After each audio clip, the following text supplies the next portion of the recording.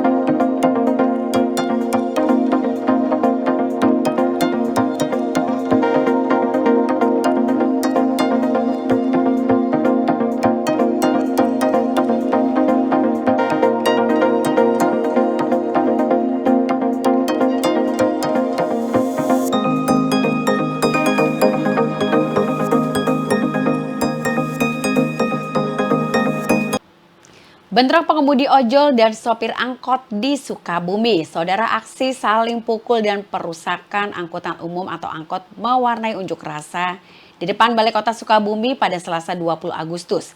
Kejadian berawal ketika puluhan sopir angkot melakukan mediasi menuntut pembatasan waktu operasi untuk transportasi online.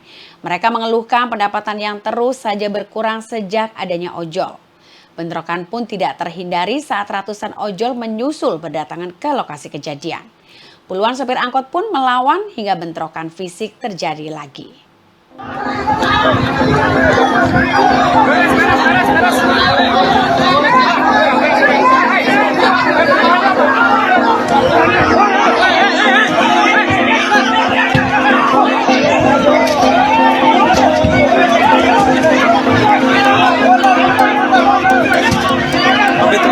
Siap-siap.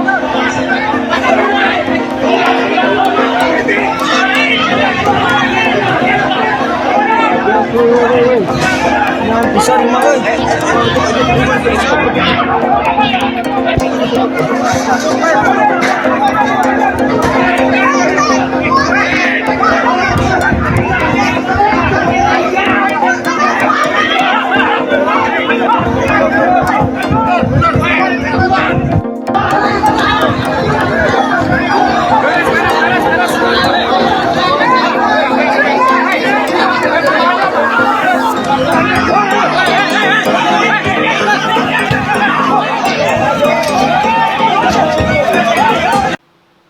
Demo ribuan warga yang memprotes keadilan atas kasus pembunuhan dokter di India. Ribuan warga India menggelar aksi unjuk rasa besar-besaran di sejumlah kota pada Senin 19 Agustus. Aksi itu digelar untuk menuntut keadilan atas kasus pemerkosaan dan pembunuhan seorang dokter. Seperti dikutip dari AFP, massa yang terlibat unjuk rasa berasal dari berbagai kalangan, termasuk juga dokter, pengacara, hingga penggemar sepak bola. Mereka bersama-sama memenuhi Kalkuta dan juga New Delhi. Mereka pun marah atas kematian seorang dokter perempuan yang diduga dibunuh dan diperkosa oleh puluhan pria tersebut. Korban adalah dokter magang pasca sarjana di satu rumah sakit milik pemerintah di Kalkuta. Jasadnya ditemukan dalam kondisi yang sangat mengenaskan pada 9 Agustus yang lalu. Dan sejauh ini, pihak berwenang India sudah menangkap seorang terduga pelaku utamanya.